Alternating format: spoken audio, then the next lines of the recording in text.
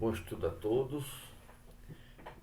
Meu nome é Arthur Paiva, eu sou especialista em medicina tropical pelo IMT. Estou concluindo doutorado também pelo IMT.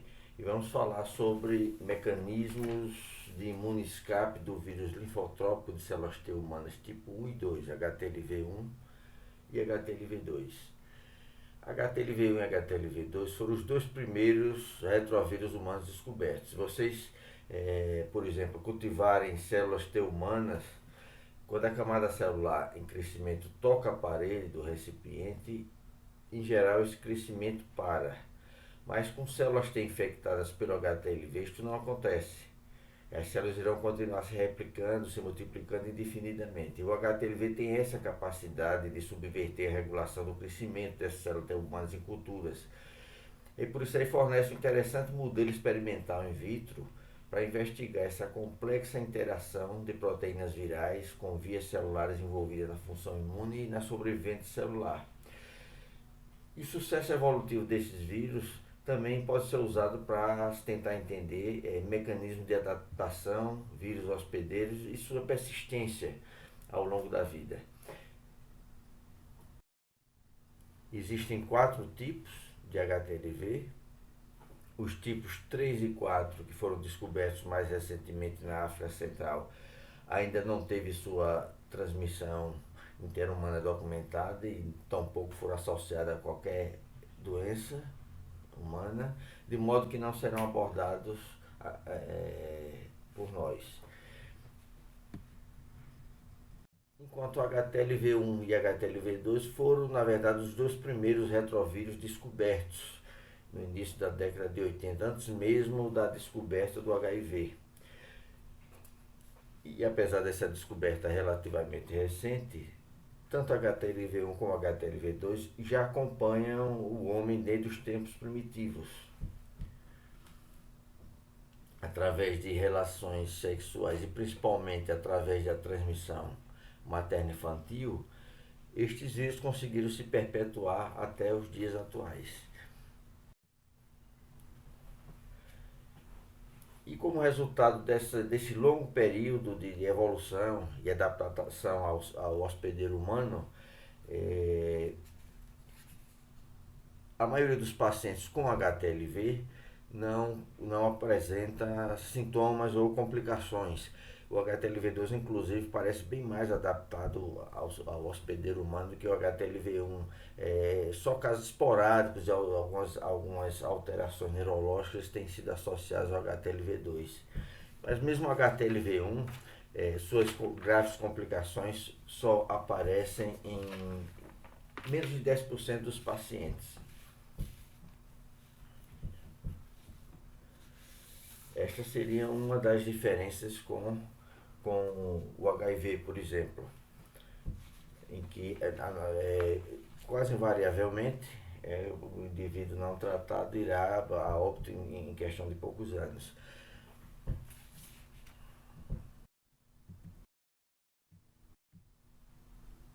O ATL ocorre em 3% dos indivíduos e que, se não for tratada, evolui sempre para óbito.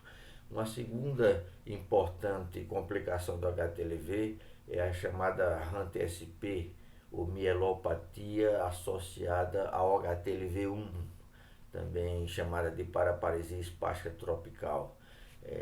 E além disso, existe uma série de outras alterações inflamatórias, síndromes inflamatórias, que também podem estar associadas ao HTLV, mas que surgem em menos de 10% dos indivíduos infectados. Acredita-se que o HTLV1 tenha surgido da transmissão interespécie a partir de primatas não humanos para os humanos, tendo como precursor o STLV, vírus linfotrópico de células T de símios, né? Inicialmente o STLV1. Estes símios eles teriam migrado em direção à Ásia, onde o STLV provavelmente cruzou a barreira símio-humana pela primeira vez e deu origem ao HTLV1 subtipo 1C. Depois, juntamente com seu hospedeiro símio, o STLV retornou para a África e evoluiu através de várias transmissões interespécies em vários outros subtipos de HTLV1.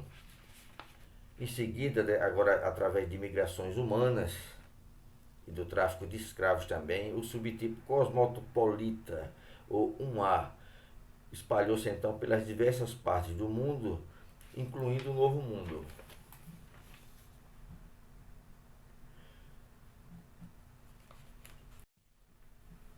O HTLV2 ele teria uma origem semelhante, no entanto apresenta uma divergência maior com o seu STLV2. Isso sugere que ambos teriam um ancestral comum mais antigo.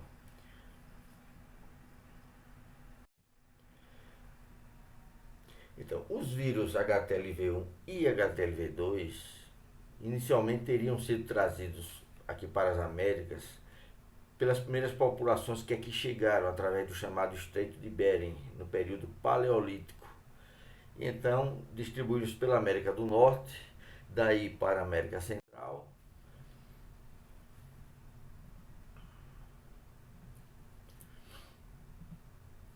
chegando à América do Sul, onde apresentaram uma distribuição tanto étnica como geográfica independente. Os focos de HTLV1 ficaram localizados principalmente ao longo da região dos Andes, enquanto que o HTLV1 na região amazônica.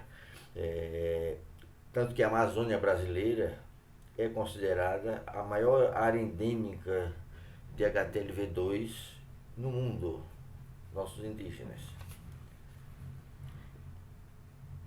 Entretanto, a principal origem do nosso HTLV1 aqui nas Américas foi através do tráfico de escravos, ainda no período colonial. Existe uma terceira rota de menor importância que é representada pela migração japonesa a partir do início do século passado. No entanto, a principal rota é sem dúvida o tráfico de escravos.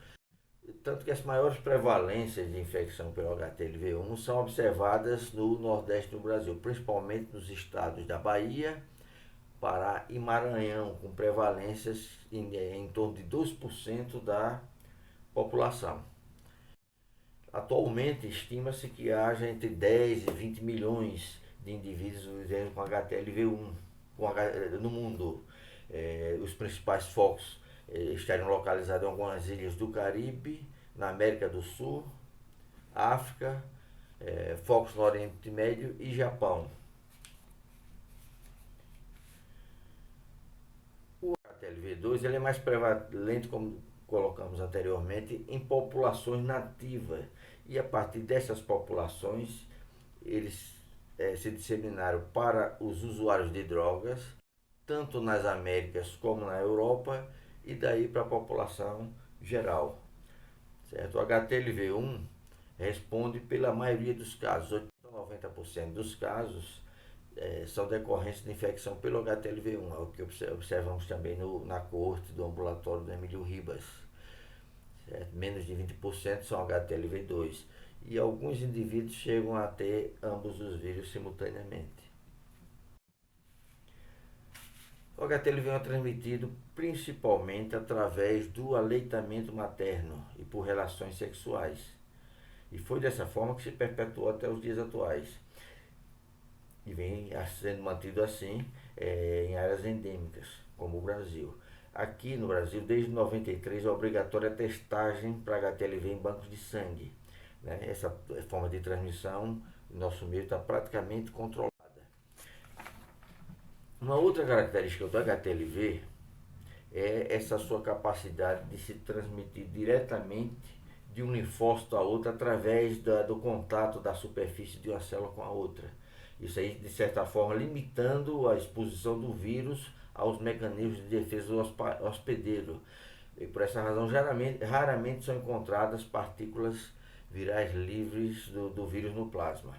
É possível que essa necessidade de transmissão do linfócito contendo o vírus, ao invés da própria partícula viral livre, tenha relação com o fato que geralmente é necessário um tempo maior de relacionamento para que ocorra a transmissão sexual entre casais, quando comparamos com outras DSTs.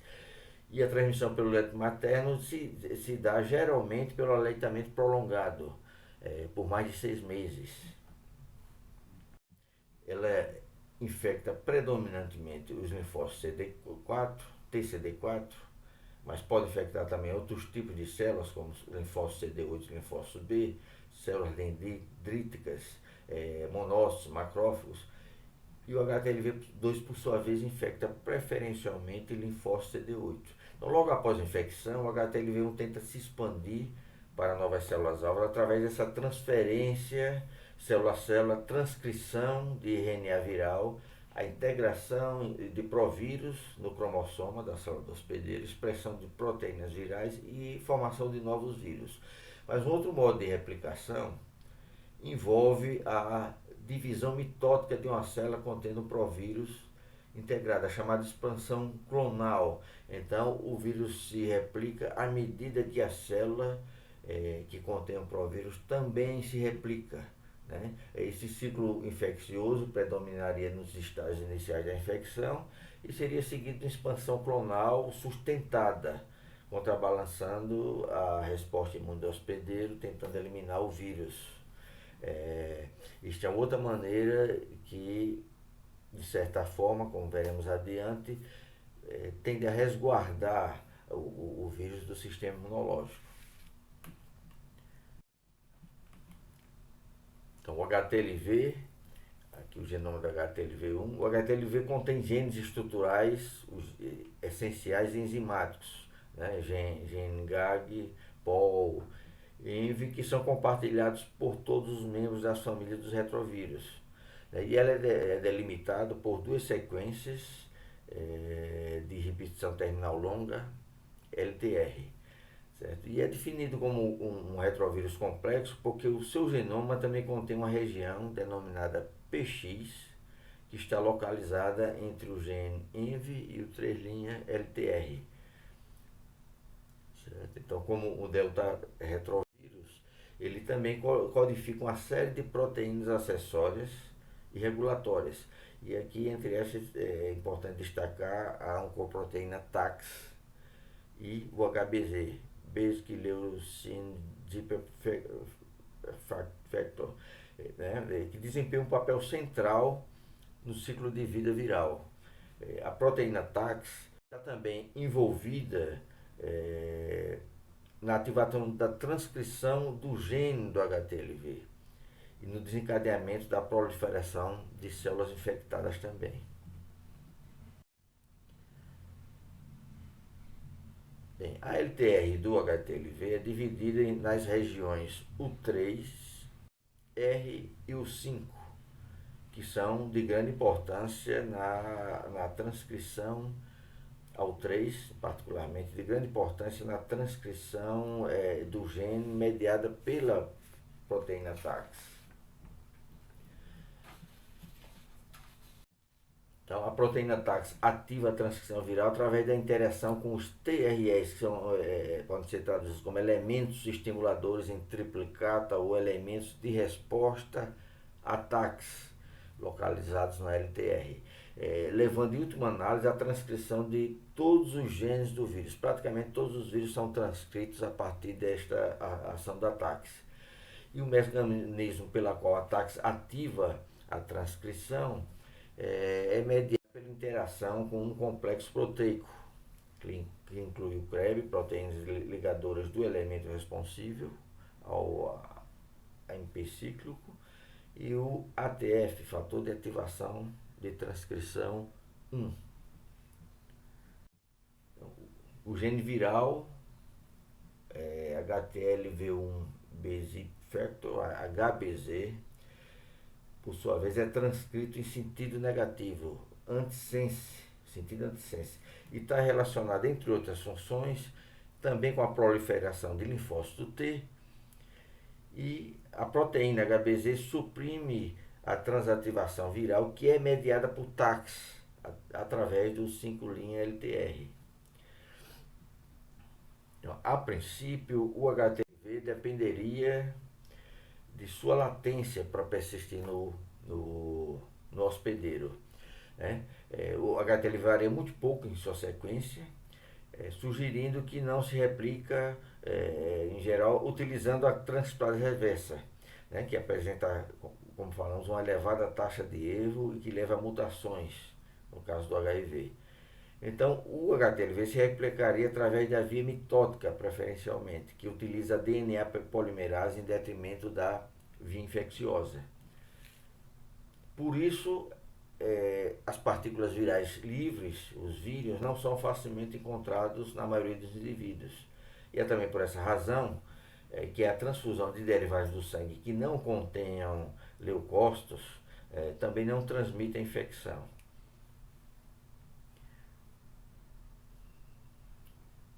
Vários clones de linfócito com provírus persistem, né, além de meses ou anos no hospedeiro infectado. Isso sugere que o HTLV é mantido primariamente através da proliferação de células T, que seria esta chamada rota mitótica. Portanto, a princípio, a latência seria essencial para a persistência viral, enquanto, por sua vez, a expressão viral seria essencial no estágio de transmissão entre indivíduos. A imunidade humoral leva, de fato, à elevação de anticorpos, mas que, no entanto, não é pouco efetiva no controle da infecção. E existe também pouca evidência do papel importante das células natural killer, células NK, neste controle. De modo que o principal papel no desfecho da infecção, em termos de defesa do hospedeiro, recai sobre a resposta através de linfócito T citotóxico ou CD8 citotóxico. De fato, existe uma ampla e cronicamente ativada resposta de linfócitos T citotóxicos na maioria dos indivíduos, indicando a expressão persistente de proteínas do HTLV.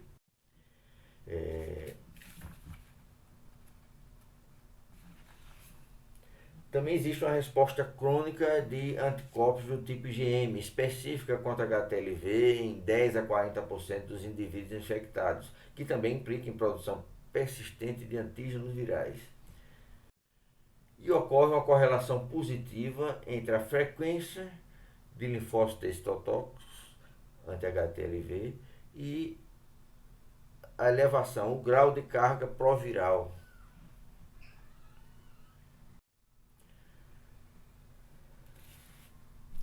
Então, as respostas imunes específicas para o HTLV1, portanto, elas estão associadas com a ativação e expansão clonal de linfócitos citotóxicos CD8 anti-HTLV. E esses linfócitos são tipicamente abundantes no sangue periférico de hospedeiros infectados, tanto naqueles indivíduos assintomáticos, como indivíduos que desenvolvem a mielopatia, a HANT-SP. Então, aquela teoria tradicional de que as células infectadas são quase todas latentes, né, escapando daquela lise específica induzida pelos linfócitos citotóxicos, porque permaneceriam invisíveis à resposta imune do hospedeiro. Além disso, a alta carga proviral, que frequentemente é observada, não poderia também ser mantida somente pela homeostase normal da mitose de células CD4 auxiliares. Seria necessária uma proliferação relativa adicional das células contendo provírus envolvidas nesse processo. Então, qual seria a hipótese atual? Quais as principais diferenças entre os modelos, né, o tradicional e o atual, durante a infecção crônica estabelecida pelo HTLV?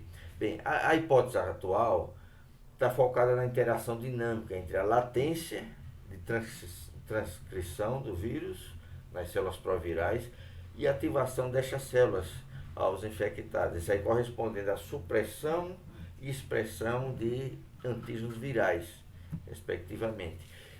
Assim, os indivíduos infectados poderiam apresentar essas elevadas cargas provirais ao mesmo tempo que a resposta imune específica para o HTLV é persistentemente ativada e mantida, né? Daí o HTLV persistiria no hospedeiro não por uma completa latência viral, mas por um balanço entre essa latência e ativação.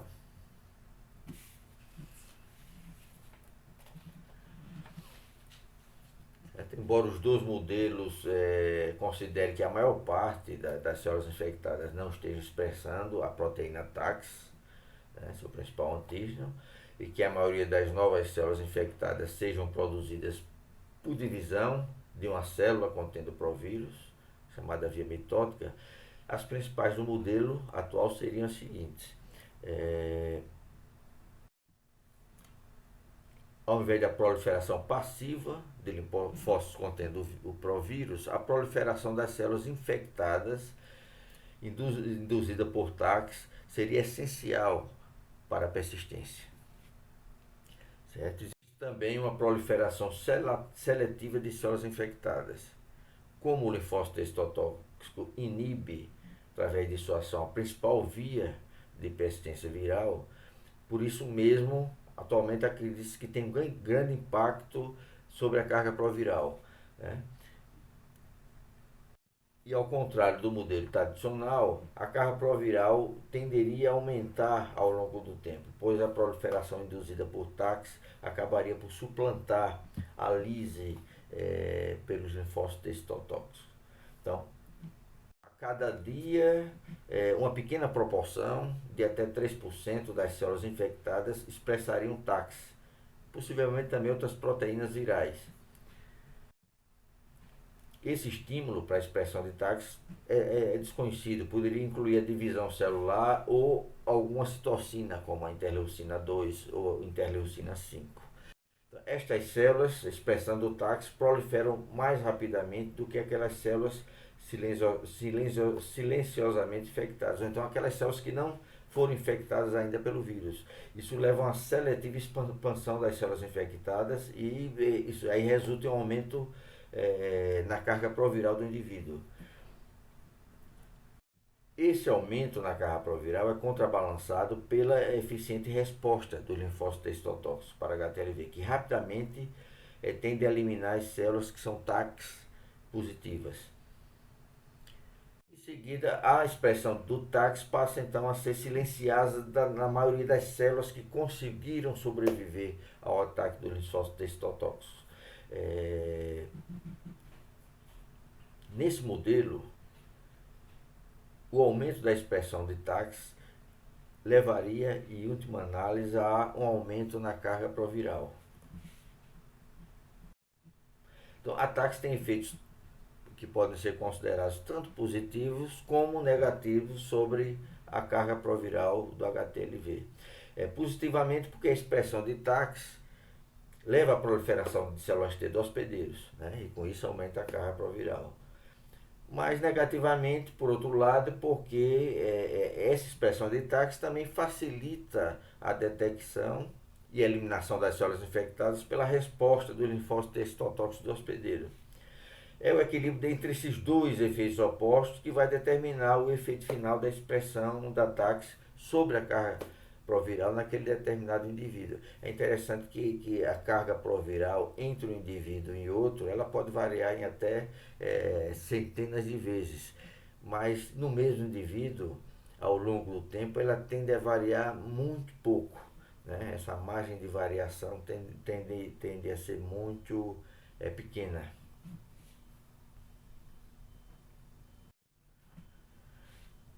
Então, a expressão de TACs guarda uma relação com o desfecho da infecção.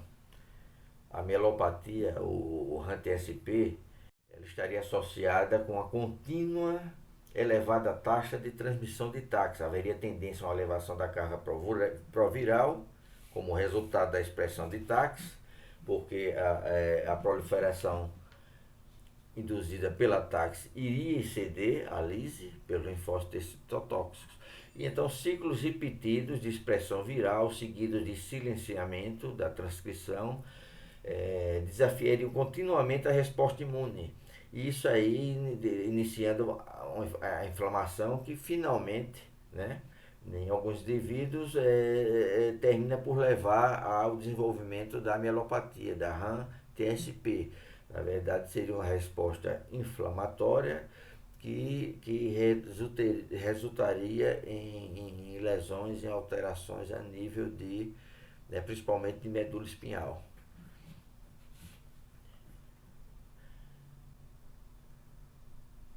Então, os indivíduos com elevada carga proviral e com alta taxa de lyse pelo linfócito T citotóxico têm a maior probabilidade de desenvolver HAM-TSP, embora haja um amplo espectro de combinações, né? Isso poderia explicar, por exemplo, a ocorrência observada na prática de pacientes que têm a mielopatia, sem, no entanto, ter carga proviral muito elevada.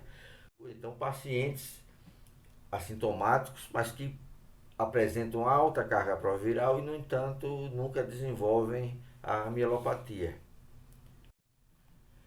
Assim, apesar dessa vasta maioria das células provirais estarem latentes em sua transcrição, existe uma taxa de células infectadas expressando ataques ativamente e que contribui para o equilíbrio da carga proviral durante a infecção crônica.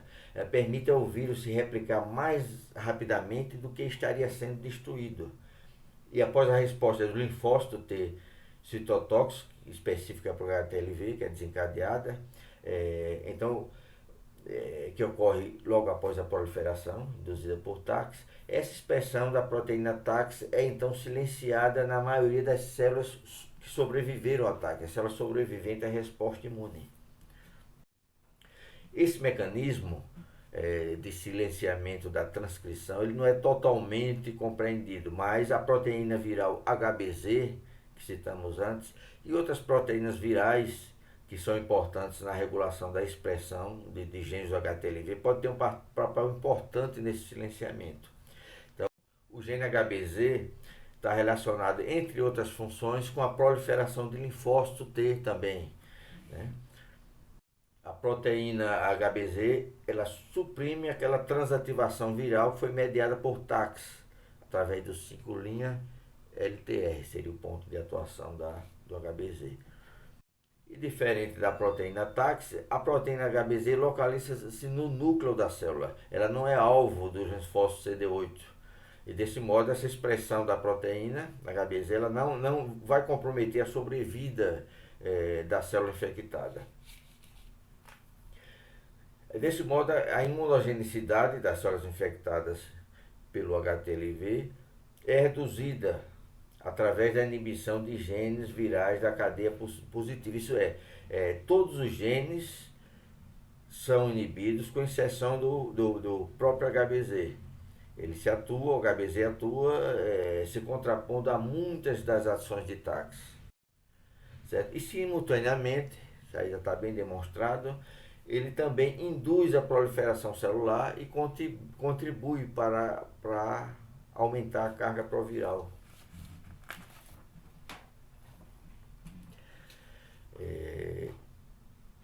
Foi demonstrado que alguns alelos HLA classe 1 estão associados com a redução da carga proviral e uma proteção, menor risco para desenvolver a mielopatia, HAM-TSP, entre aqueles indivíduos assintomáticos.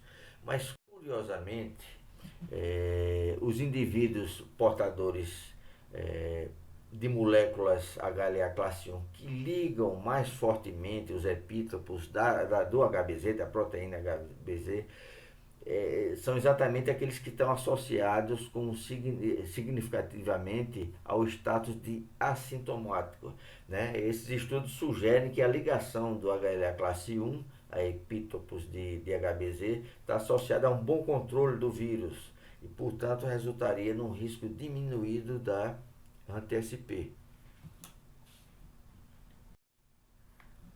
Bem, a proteína P12, certo? Seu produto de clivagem, a proteína P12, ela é clivada a nível de retículo endoplasmático, dando origem à proteína P8, né? Ambas também contribuem para evitar esse reconhecimento das células infectadas pelos linfócitos T citotóxicos. Porém, é necessário uma expressão coordenada dessas duas proteínas, P12 e seu derivado P8. Os vírus que, por exemplo, só expressam a P12, eles são eficientemente eliminados. já aqueles vírus que não expressam nem P12 nem P8 também não conseguem persistir. Aqueles que apresentam predominantemente a P8 já apresentam uma limitada persistência viral. Portanto, quando ambas as proteínas, né, quando a expressão de P12 ocorre combinada com a expressão de P8, então isso aí vai resultar numa eficiente persistência viral. Então é necessária a atuação, a coparticipação, a atuação combinada dessas duas proteínas para que seja favorecido o escape viral do HTLV. Então, essas duas proteínas tendem a diminuir a expressão de moléculas do complexo maior de descompatibilidade classe 1. Né? E com isso aí facilitam a evasão dos linfócitos T citotóxicos. Mas elas também diminuem a expressão da molécula de adesão intercelular, ICAM. Isso aí leva também à diminuição na formação da chamada sinapse virológica entre a célula natural killer e sua célula-alvo, fazendo com que as células NK não sejam capazes de eliminar as células T infectadas.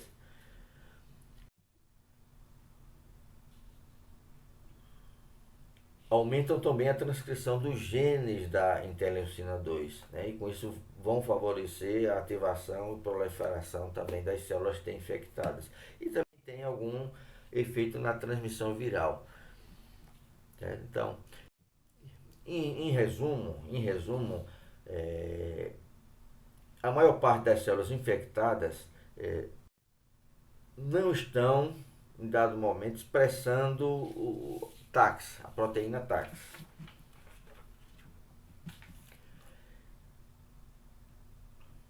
E a maioria das células infectadas são produzidas realmente por divisão das células contendo o provírus de HTLV.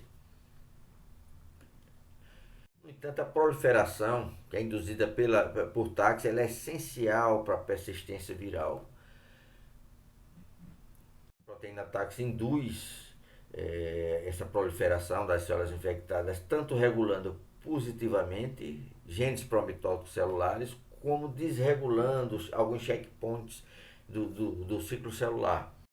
Então, a morte celular mediada pelo linfócito T citotóxico pode certamente desempenha um papel muito importante em determinar aquele set point da carga proviral para determinado indivíduo.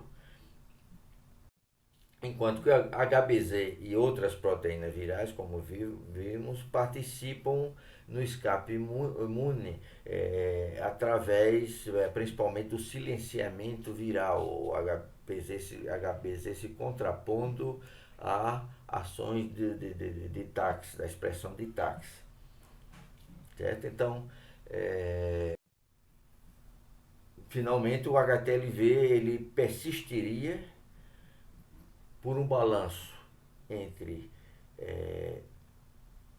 transcrição e silenciamento, ou seja, latência e ativação alternadas. Em resumo, seria isso aí. Obrigado. Se alguém tiver alguma dúvida ou perguntas, já pode encaminhar alguma coisa através de e-mail. Obrigado.